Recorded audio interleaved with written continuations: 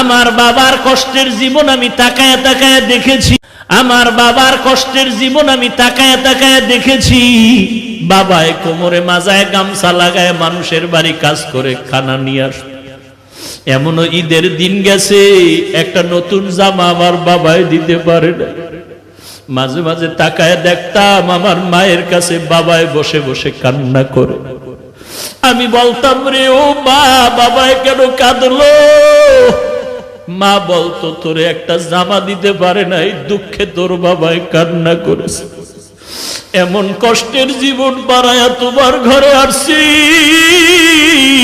জানির কারি সাহেব আজকে আল্লাহর কাছে দোয়া করে গেলেন, কিন্তু দেখে যেতে পারলেন না যে হাফিজুর রহমান কেমন হয়ে গেল। আমার হাত আর তার হাত এক জায়গায় নিয়ে এইভাবে উঠায়া উজানি বৈশা ঘরে বৈশা দোয়া করতেন, আল্লাহ আমার হাতের সাথে ওর হাতটাও তুমি কবুল করে নেও। আমি চাই ও ভালো একজন আলেম হবে আর একটা বড় মাদ্রাসা করবে। আজকে ঢাকার শহরে রমজানের শেষের দিকে মাদ্রাসা ঢালাই দিলাম 7,500 স্কয়ার ফিট ছাদ। মাদ্রাসা চলতেছে, কিন্তু কারি সাহেব দেখে যেতে পারলেন না সেই দোয়ার মাদ্রাসা। আমার বাবা মা জীবনে ভালো এলেম অর্জন করতে পারেনি, মাদ্রাসায় পড়তে পারেনি। কষ্ট করে করে, কত কষ্ট করে করে লেখাপড়া শিখাইলে, মাদ্রাসায় পড়াইলেন। আমার চাচা দাদা বলেছিলেন আর পড়ান লাগবে না, ছেড়ে দাও। আমার বাবায় যদি ঠান্ডা হয়ে যাইতেন, খোদার কসম এই পথে আর আসার কোনো সৌভাগ্য হতো না। উজানির জমিনে ঘুমন্ত কারি ইব্রাহিম রহমাতুল্লাহ আলাইহির 11 সন্তানের ছোট সন্তান কারি মঞ্জুর আহমদ রহমাতুল্লাহ আলাইহি আমার আব্বাকে এত ভালোবাসতেন। আমাদের বাড়িতে শত শতবার গিয়েছেন সেই কুয়াকাটা। একদিন কয়, সন্তানটারে আমার হাতে দাও। ঢাকা আসার পরে আমাকে নিয়ে আসলেন কচুয়া মাদ্রাসার ভেতরে। আর ওই উজানির কারি ইব্রাহিম রহমাতুল্লাহ আলাইহির কবরের কিনারায় গিয়া 11তম সন্তান গিয়া আমার আব্বার হাতটা ধরে নিয়ে বলতেন, আব্বা জান, কুয়াকাটার একজন গরিব মানুষ আপনার দরজায় দাঁড়ানো আছে। এই গরিব মানুষটা বড় মুখলেস মানুষ, বড় তাকওয়াওয়ালা মানুষ, আপনার মোহাব্বতের বান্দা। বাচ্চার মতো যেমন বাবার কাছে আবদার করে এমন আবদার করে, আব্বা জান, বাবা জান, এই গরিব মানুষটার সে কবর জিয়ারত করে, আল্লাহর কাছে একটু দোয়া করবেন, আল্লাহর কাছে বলবেন।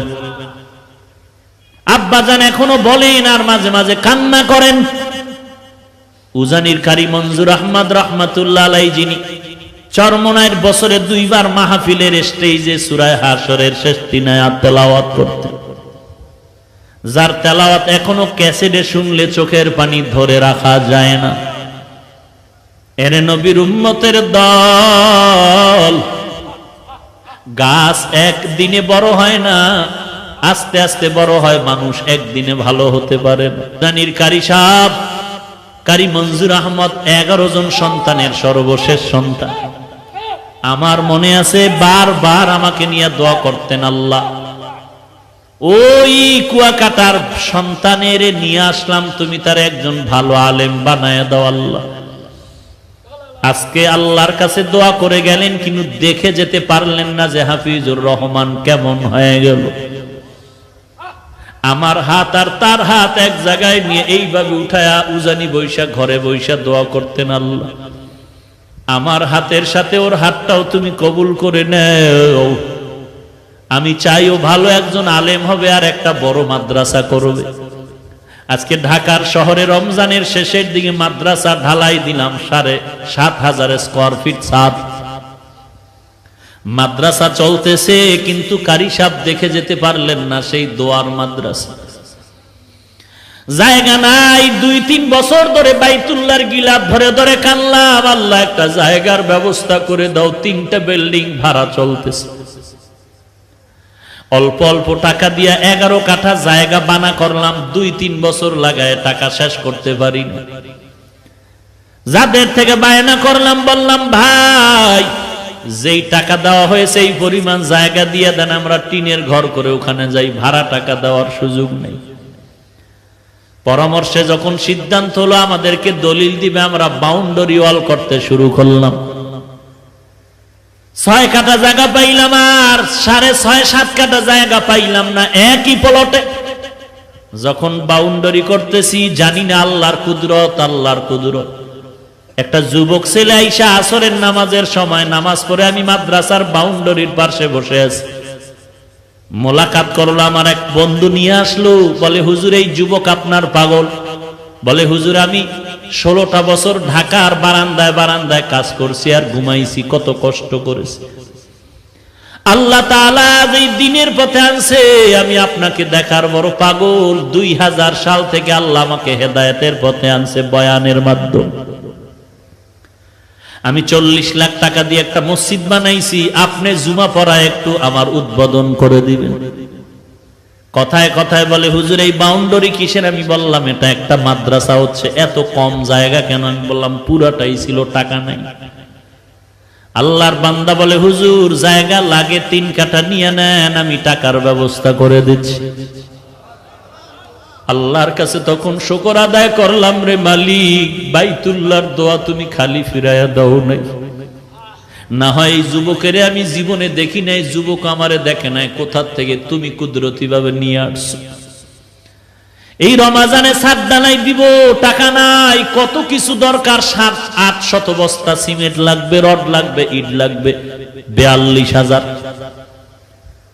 কি করব? আমি একটা ইফতারের অনুষ্ঠান করে সবাইকে বললাম মাদ্রাসার এই হালাত দোয়া করবেন। এক বন্ধু বলে হুজুর সিমেন্ট যা লাগবে আমি একা পাঠিয়ে দিচ্ছি ট্রাকে, আগামী কালকের থেকে 750 বস্তা সিমেন্ট পাঠিয়ে দিলেন। আর এক আল্লাহর বান্দা বলে হুজুর আমি ট্রাকে আপনার 42,000 ইট আমি পাঠিয়ে দিচ্ছি। রডের ব্যবস্থা নাই, এক আল্লাহর বান্দা রড দিলেন, কিছু আর এক বান্দা দিলেন। এরকম হতে হতে কাজ হয়ে গেল। দিনের কাজ এরকম বেজে থাকে না যদি ইখলাস নিয়ে চলা যায়। আল্লাহর অভাব নাই, বান্দার অভাব আছে, আমার মাওলার দরবারে অভাব নাই। বান্দার কাছে যতবার বলো স্যার কিছু দেন কিছু দেন, তুমি আমার আল্লাহর কাছে যদি একবার চাইতে এত চাওয়া লাগতো না, পেয়ে যাইতা। এরে পর্দার আড়ালের মা, তুমিও মা, খাজা মঈনুদ্দিন চিশতি আজমিরির মাও মা, ও কচুয়া এলাকার মা তুমিও মা, বড় পীর আব্দুল কাদের জিলানীর মাও মা, কারি ইব্রাহিম রহমাতুল্লাহ আলাইহির মাও মা। মনটা কি চায় না তুমি একজন কোরআনওয়ালার মা বাবা হয় কবরে যাও? দুনিয়াটা কিছুই না রে মা। আজকে তোমারে মার্কেটে না নিলে স্বামীর সাথে ঝগড়া করো, মন মতো চাহিদা পূরণ না করলে ঝগড়া করো। এক বক্তা সাহেব বয়ানে বলে মহিলারা এত বেপরদায় চলে কেন? মসজিদে ঢুকতে না দেওয়ার কারণে। এখন তো ইসলামের ব্যানারওয়ালা ধান্দাবাজের অভাব নাই তো। আহা, বলে মহিলাদেরকে মসজিদে ঢুকাও, পুরুষের পাশাপাশি মহিলাদের নামাজের ব্যবস্থা করে দাও। বক্তা সাহেব বলে মহিলাদেরকে মসজিদে ঢুকার সুযোগ না দেওয়ার কারণে মহিলারা বেপরদায় চলে। আমি জবাব দিয়া বললাম আমাদের গোষ্ঠী শুদ্ধ বহু হাজার লাখ ওলামায়ে কেরাম যারা হকের পথে আছে, এদের স্ত্রীরা তো কোনোদিন মসজিদে যায় না, বরং অনেক হাজী সাহেবদের স্ত্রীরা হজে গিয়া বেপরদায় বাইতুল্লাহ দৌড়ায়। অথচ আমাদের মা আমাদের চাচিদের নিয়ে হজ করলাম, আলহামদুলিল্লাহ আমাদের মা চাচির চেহারাটা মক্কায় বসিয়াও কেউ দেখতে পারে না। আর ওই চাপাবাজের দলেরা মেয়ে নিয়া মহিলাদের নিয়ে হজে গিয়া কয় চেহারা খোলা রাখা যাবে, ফতুয়া একটু তিল পাইয়া তাল বানায়া পুরা বেপরদায় চলে, গুনাহ হয় খবর নাই, ফতুয়াবাজি করে। এরে নবীর উম্মতের দল, এরে পর্দার আড়ালের মা, তুমি একজন নারী হিসাবেই দুনিয়াতে বেঁচে থাকার জন্য আল্লাহ পাঠান নাই। তুমি একটা সন্তানের মা হিসাবেই পরিচয় দিলে চলবে না রে মা। তুমি একজন স্বামীর স্ত্রী পরিচয় দিলেই যথেষ্ট হবে না রে মা। তুমি একজন মায়ের কাছে সমাজ আর জাতি অনেক কিছু পাওনাদার। তুমি মায়ের কাছে জাতি চায় একটা আলোকিত সন্তান, তুমি মায়ের কাছে জাতির আশা হলো আলোকিত একটা সমাজ। তুমি মায়ের কাছে জাতির আশা আলোকিত একটি পরিবার। ও পর্দার আড়ালের মা, তুমি যদি আলোকিত সন্তান দুনিয়াতে উপহার দিতে চাও, তুমি মা যদি একজন আলোকিত সন্তানের মাধ্যমে সমাজ আলোকিত করতে চাও, মা তোমার অনেক ত্যাগ স্বীকার করতে হবে, যেমন ত্যাগ স্বীকার করেছিলেন খাজা মঈনুদ্দিন চিশতি আজমিরির মা। কেমন ত্যাগ স্বীকার করেছিলেন খাজা মঈনুদ্দিনের মা, যেই খাজা মঈনুদ্দিনের খেদমতে ভারতের মধ্যে লক্ষ লক্ষ বিধর্মীরা কালেমা পড়েছে। খাজা মঈনুদ্দিনকে মা ডেকে বলে, রে সন্তান, তুই মঈনুদ্দিন এত দামি হওয়ার পেছনে আমি মায়ের ত্যাগ কত তুই জানো? আমি মা তোকে যতদিন গর্ভ ধারণ করেছি, আমি মা এক রাত্র ঘুমাই নাই, সারা রাত্র সেজদায় পড়ে কান্না করেছি। তুই দুনিয়াতে আসার পর আমি মা তোকে এক ফোঁটা দুধও আমি তোর মুখে দেই নাই ওযু ব্যতীত। এক ফোঁটা দুধ আমি তোর মুখে বিনা ওযুতে দেই নাই। এরে আম্মা জান, বলো তোমার গর্ভের সন্তান নিয়া আল্লাহর কাছে কতবার কান্না করেছো, দোয়া করেছো, আল্লাহ আমার গর্ভের সন্তান তুমি আদর্শবানওয়ালা সন্তান হিসেবে কবুল করে নাও, সমাজের আলোকিত সন্তান দান করে দাও। ও আল্লাহ, তুমি আমার সন্তানটারে খাজা মঈনুদ্দিনের মতো বানায় দাও, তুমি আমার সন্তানটারে ইমাম গজালির মতো বানায় দাও। ও মা, একটু জবাব দাও নিজের বিবেকের কাছে। তোমার সন্তানটা দুনিয়াতে আসার পর তুমি বাচ্চাটারে দুগ্ধ পান করাইছো, বলো মা তুমি ওযু সহকারে দরকার নাই, তুমি একটু মোহাব্বতের নজরে বাচ্চাটাকে পর্দার আড়ালে দুধ পান করিয়েছো কিনা? না রে মা, দেখা গেল বাচ্চাটারে তুমি কোলের মধ্যে নিয়ে দুগ্ধ দিয়েছো আর ওদিকে টেলিভিশনের নাচ গান দেখতেছিলে।